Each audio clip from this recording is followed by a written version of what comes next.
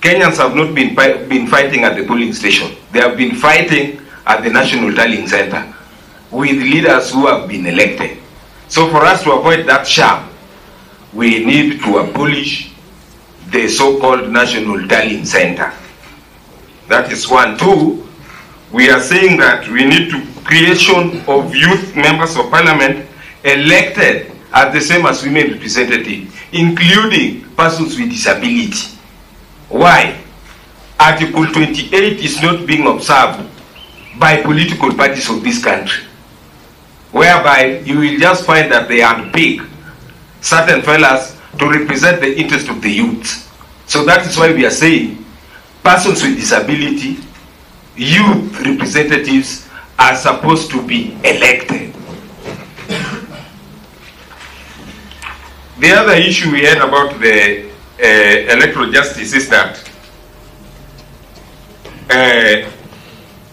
Article 97 of the Kenyan Constitution, we found out that when it comes to impeachment of the president, the powers goes to the members of parliament who have been elected, members of parliament and members of the Senate. As we are saying that if the sovereign power belongs to the people, then it is the people to decide if a leader doesn't work for them. And the reason as to why we are saying this is that the system we have in this country is a presidential system, not a parliamentary system. And the question is, why is it that when it comes to impeachment of the president, it now goes to the parliamentary system? It needs to come from the people, because all these characters have been elected by the people of Kenya. So that is why we are saying we need calling them characters. Your Honor, if you look at the terminology character, it refers to so many things, and it depends with English wording, and that is why I normally use the term characters. Even me, I'm a character. The same should also apply to the governors and ward reps. They are supposed to be recalled by the people. Not governors are being recalled by the MCAs.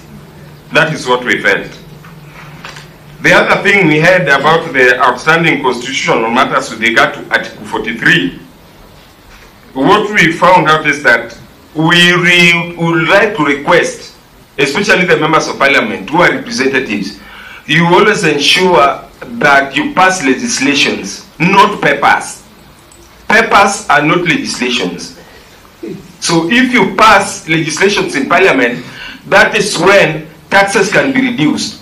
And these taxes and levies can only be reduced in petroleum products in order to improve the efficiency of domestic refineries. So justification which we have with regard to this is that our peers, the neighboring countries, those are the landlocked countries, Uganda, Rwanda, and Burundi. Their cost in terms of fuel is much lower than us, who have an inland port. So that should be a big worry to us. How comes that a landlocked country, its petroleum levies are lower, and a country which is not landlocked like Kenya, which is cherished and respected amongst all nations in the world, its taxes and levies are more? It is pinching on the economy. The other thematic area we had is about fidelity to political parties, coalitions, and law on multi-party democracy. On this, we are saying that this is already captured in Section 543 of the Political Parties Act. So the provision itself lays the ground and management and membership of political parties. So justification, we underscore that the fact that democracy is enhanced both by the ruling party and opposition and not weakened in the delivery and oversight from both parties. So the other thematic area which we have is thematic area 4, that is about entrenchment of funds in the constitution, that is the NGCDF, Senate Oversight Fund, and NGAF. The role of parliament is oral, and I'm repeating, the role of parliament is oral, that is oversight representation, appropriation, and legislation. To this effect, we would like to say that the Supreme Court of the Republic of Kenya pronounced itself on this and hence makes the matter moot.